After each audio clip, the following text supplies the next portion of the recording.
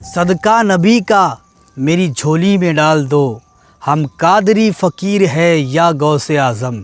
तो जी हाँ दोस्तों, आज की वीडियो के अंदर हम बात करने वाले हैं गौसे आज़म के बारे में, गौसे पाक के बारे में। आज हम बात करने वाले हैं उनकी एक ऐसी बताई हुई दुआ के बारे में हम बात करने वाले हैं जिसको हज़रत शेख फ़रीदुद्दीन रहमतुल्लाहि ताला अलैह ने नकल किया है और आपने उनके हवाले से, गौसे पाक के हवाले से इसके बारे में बताया है।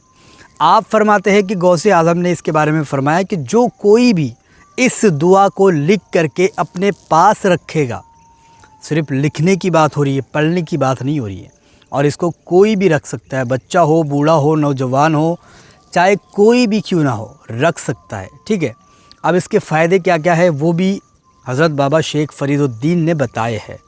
इसके फ़ायदे भी बताए हैं और क्या क्या इससे मिलने वाला है वो भी बताए हैं। ठीक है, तो आप फरमाते हैं कि गौसे पाक ने फरमाया जो कोई भी इस दुआ को लिख करके, आगे मैं बताने वाला हूँ दुआ कौन सी है, ठीक है, स्क्रीनशॉट भी बता दूंगा आपको। ठीक है, तो आपने फरमाया कि जो कोई भी इस दुआ को लिख करके अपने पास रखेगा, सिर्फ रखेगा, सिर्फ अपने पास रखेगा, पर्स में हो, जेब में हो, पॉकेट में हो, कहीं पर भी रखना है, या फिर घर की अलमारी में हो, या फिर अपने पास रखेगा इसको लिख करके, तो आपने फरमाया कि अल्लाह की तमाम जो छुपी हुई मखलूक है, ज़ाहिरी मखलूक और बातिनी मखलूक, वो सब के सब उसके ताबे हो जाएगी। फरमाया कि उसकी दोस्त बन जाएगी, उसकी मदद करेगी। अल्लाह ताला की जितनी भी छुपी हुई मखलूक है वो सब के सब उसकी मदद करती है।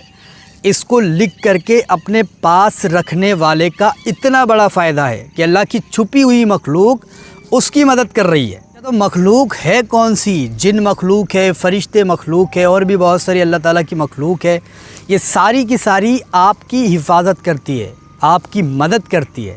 और ये मैं नहीं कह रहा हूँ भाई, ये अल्लाह ताला के दो मखसूस वली कह रहे हैं। एक तो गौसे आज़म जिनका रुतबा सारे वलियों में बुलंद बालातर है, सारे वलियों में, जो सारे वलियों के सरदार है, गौसे पाक ने इसके बारे में बात की है। किताब का हवाला चाहिए, किताब का नाम है 100 अल्लाह के वलियों के वज़ाइफ़। ये किताब का नाम है 100 अल्लाह के वलियों के वज़ाइफ़।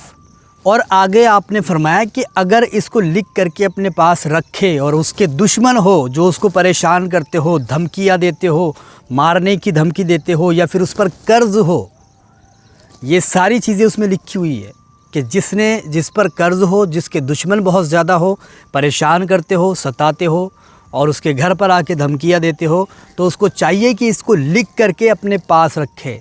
इंशाअल्लाह उसके दुश्मन नहीं रहेंगे। जिस गली से भी वो जाएगा उनके दुश्मनों के दिलों पर ऐसा लर्ज़ा तारी होगा उसका कि दुश्मन उसको देख करके ही भाग जाएंगे।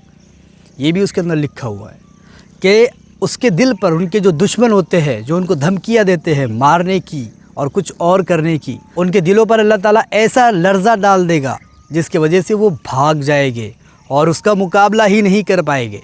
और फरमाया कि जो कोई भी इसको लिखकर अपने पास रखता है उसका कर्ज़ अदा हो जाता है। अगर किसी पर कर्ज़ हो चुका है बहुत ज़्यादा और परेशान है, कर्ज़ की वजह से निजात नहीं मिलती, बहुत ज़्यादा परेशान रहते हैं, नींद नहीं आती है रातों क्या, तो ऐसे वक्त में चाहिए कि इसको लिखे और अपने पास रखे, जेब में रख ले, पर्स में रख ले।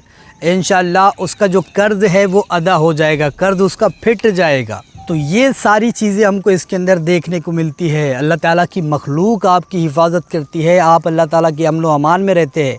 और एक चीज़ सुन लो, आपने फरमाया कि जो कोई भी इसको लिख करके अपने पास रखता है वो अल्लाह ताला के सिवा किसी का भी मोहताज नहीं रहता, कभी भी उस पर मोहताजगी नहीं आती है, चाहे वो पैसे की हो, चाहे अनाज की हो, चाहे किसी भी चीज़ की हो। अगर गुर्बत घर में है, किसी भी चीज़ से प्रॉब्लम अगर घर के अंदर आ रही है तो उसको मोहताजी देखने को ही नहीं मिलेगी, यानी कि वो अल्लाह ताला के सिवा किसी का भी दुनिया के अंदर मोहताज नहीं रहेगा। मोहताज समझता है आपको? किसी से मांगना कि भाई मुझे कुछ उधार दो, कुछ पैसे दो, ये मोहताजगी है। लोगों से मांगना, मोहताज रहना, लोगों का, किसी का मोहताज बन के रहना, तो ये मोहताजगी दुनिया में देखने को नहीं मिलेगी। मतलब अल्लाह ताला के सिवा किसी का भी दुनिया में मोहताज नहीं रहेगा, बस अल्लाह ताला से ही मांगने की ज़रूरत पड़ेगी। बाकी दुनिया वालों से मांगने की आपको ज़रूरत ही नहीं पड़ेगी अगर आप इसको लिख करके अपने पास रखते हो तो, और घर के अंदर रखते हो, जैसे पर्स में, अलमारी में, पैसों के डब्बे में रखते हो, तो इंशाअल्लाह उसमें भी बरकत होगी। अनाज में रखते हो उसमें भी ज़्यादा बरकत होगी। तो इतना बड़ा तोहफ़ा हमें गौसे पाक ने दिया है, गौसे आज़म ने हमें इतना बड़ा तोहफ़ा दिया है और इसको हमें इस्तेमाल करना चाहिए। बस ये दुआ आपको लिखनी भी नहीं है, अगर लिखते आता है तो लिख लो, नहीं लिखते आता है तो बस डायरेक्टली स्क्रीनशॉट ले लो और इसका प्रिंट निकलवा करके जो है तो अपने पास इसको रख सकते हो। प्रिंट इसका जैसा भी हो, ब्लैक में रहो या वाइट में रहो या ऑरेंज कलर में रहो, कैसा भी रहो, आप बस इसको प्रिंट इसका निकलवा लो और अपने पास इसको रख लो अच्छी तरीके से। और एहतियात के साथ रखना, ऐसा नहीं है आप इसको गले में भी पहन सकते हो, काले कपड़े में सिलवा कर बाजू पर भी बांध सकते हो, लेकिन एहतियात होना ज़रूरी है। गंदगी से बचाओ। अगर नहाने जा रहे हो तो उसको उतार कर रख दो, अगर बाथरूम टॉयलेट वगैरह जा रहे हो तो उसको उतार के रख दो और इसका एहतियात ज़रूर करो, ठीक है, अगर आप इसको पहन रहे हो तो। और अगर पास भी रख रहे हो तो इसको रख करके आप अपनी जो ज़रूरियात है उसमें जा सकते हो।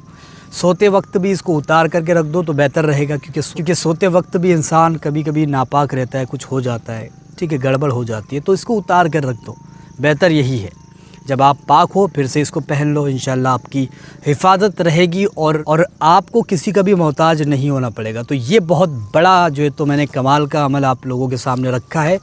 अब देखता हूँ आपका क्या इसके बारे में कहना है, कमेंट करके ज़रूर बताना। और वीडियो पसंद आई तो लाइक, शेयर और सब्सक्राइब ज़रूर करके जाना। पूछो यजीद के कि तेरा राज है कहाँ, वो खून से आलूद तेरा ताज है कहाँ। जिंदा है हुसैन इब्ने अली, जिंदा रहेंगे, लानत के सिवा जिक्र तेरा आज है कहाँ, तेरा आज है कहाँ, तेरा आज है कहाँ।